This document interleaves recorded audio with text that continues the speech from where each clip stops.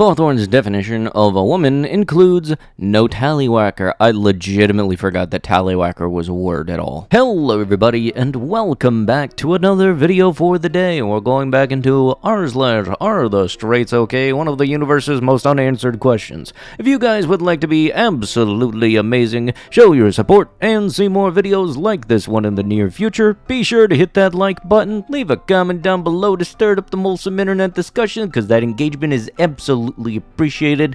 And if you have not already, subscribe to the channel and turn on them notifications. Let's see if we can get this video to that good old fast stack of them 1,000 likes. Okie dokie, let go. Am I the antagonist for asking a woman if her breasts are real? Yeah, just gonna take a shot in the dark and say likely. I matched with a woman on a dating app. One of her photos featured her ample cleavage on broad display. Without going into detail, I had reasons for believing that they might be implants. That's a deal breaker for me. During our first phone conversation, I asked if they were real. She got mad and excused herself from the conversation. She deleted me from the app shortly after. The way I look at it is this: she is putting that out there as an advertisement and part of her market value.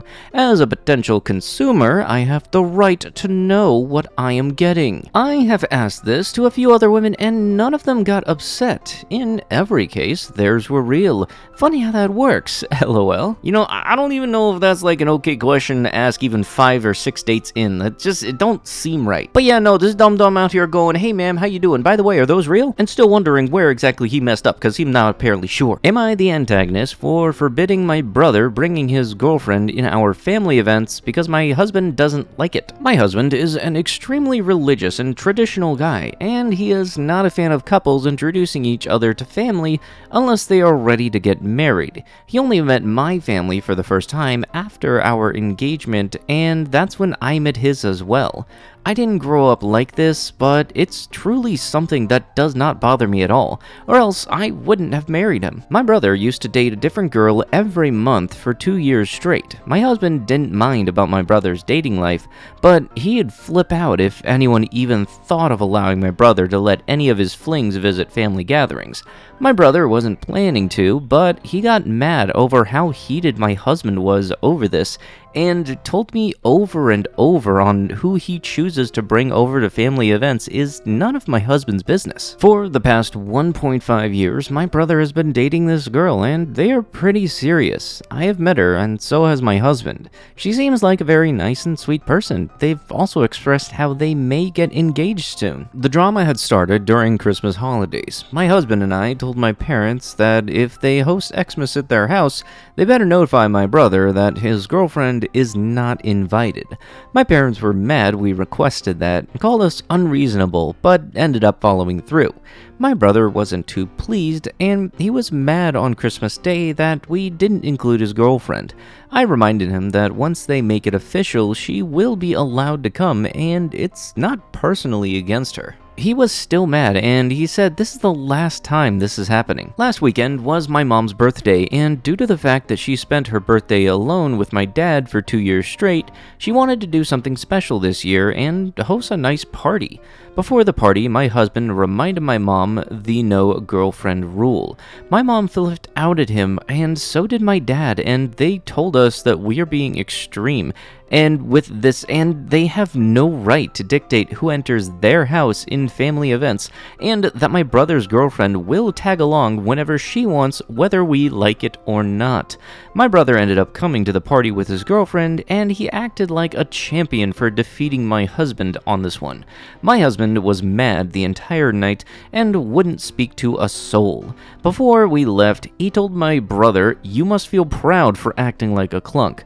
My entire family who was invited at my mom's party was calling us the a-holes for having this rule in the first place. And you know, now reading it, yeah, no, the husband definitely the a-hole on this one. Because he was getting irate over this whole thing about apparently it's not okay in his eyes to have anybody who you aren't intending on immediately marrying over. Like, it's one thing if you don't want people coming over to your own house because of some little petty thing like that, but it's another thing if you're asking somebody else to not invite somebody somebody over to that other person's house because of that same thing. And in both cases, it sounds ridiculous, but in the latter, it just sounds stupid. And I'm hoping in future events, it's the husband that does not get to get invited over. Because really, in all of this, it seems like it was a major buzzkill in both scenarios. Like, if I had a girlfriend and I was going over to, say, my grandparents' house, and I had somebody who was a family member that isn't living at that house, ask my grandparents that okay, he can come over, but not his girlfriend for some weird reason, I would be both confused and upset, I can guarantee you that. Wife and I agreed on Moisenite for her engagement ring, but after I bought it, she started breaking my balls about it not being a diamond. So I bought another Moisenite and told her it's a diamond. What the frick is a Moisenite? And am I even pronouncing it correctly? After isolation. Where's your husband? He's in the garden. I didn't see him. Oh, you just need to dig a little.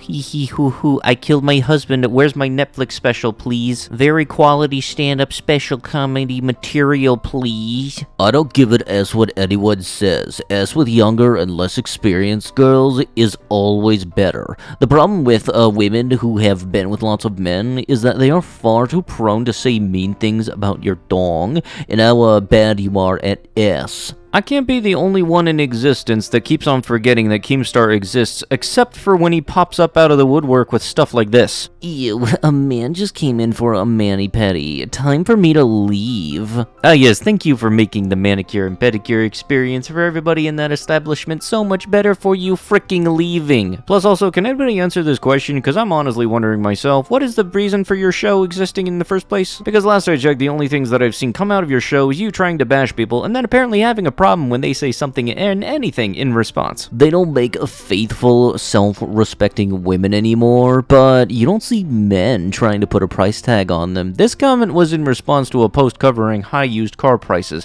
Well, what kind of logic do you think you could just wake up, go into every conversation, and just make it about women or something? Gas is $5 a gallon. It's a darn women doing it, ain't it? Like, in all seriousness, sir, please go back to sleep. 5 deadly terms used by a woman. 1. Fine. This is the word women use to end an argument when she knows she is right and you need to shut up. 2. Nothing means something and you need to be worried. 3. Go ahead. This is a dare, not permission. Don't do it. 4. Whatever. A woman's way of saying screw you. 5. It's okay. She is thinking long and hard on how and when you will pay for your mistake. The fact that there are countless variants of this and they don't seem to be going away anytime soon, it just doesn't have me having any hope for the human race in a whole and whatsoever. Well, you look at that marriage is suffrage. What kind of AreTheStraightsOK post is never complete without that? I was honestly hoping maybe that there was a little glimpse of hope for the human race and that I wouldn't come across one of these posts today, but nope, yet here we are, and here we are again. Would I be the antagonist if I didn't get my pregnant wife a Mother's Day present when our baby isn't due until mid-June? My wife mentioned today that she wanted a Mother's Day present this year, even though our baby isn't due for almost a month later.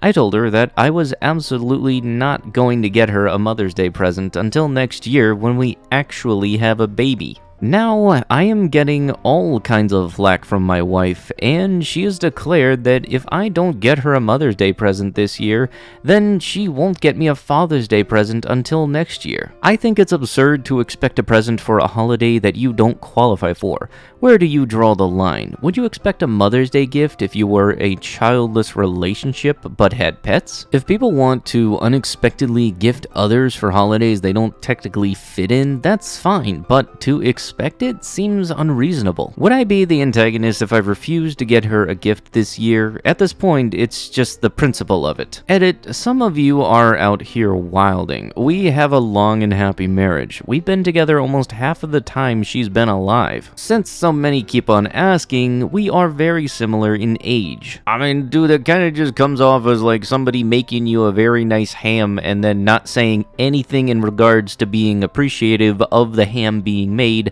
until the dinner's already all set. That just don't sit right with me. Plus, I got absolutely no idea what your age has to play into it all. Imagine being the type of person that gets upset over a series of colors. And not only that, thinking, oh, I'm gonna show them right, and just pouring all white paint on it. It totally makes you sound like like a mature adult and an absolute example for the human race. Man, shut the frick up. I'm not taking the gay stairs. Why do we get the weird feeling this dude falls? He's gonna land face first, and then his first thought's gonna be, dang, ow! Did I hit the gay stairs? Nope. Okay, I'm good. We occasionally get asked why we never changed our Pride logo back. We decided to keep it indefinitely so that it's Pride 24/7, 365. Same with the Mediatonic logo. Good for you. Now you gave me a good reason to delete the game. Well done, shoving this agenda wherever you can in our faces.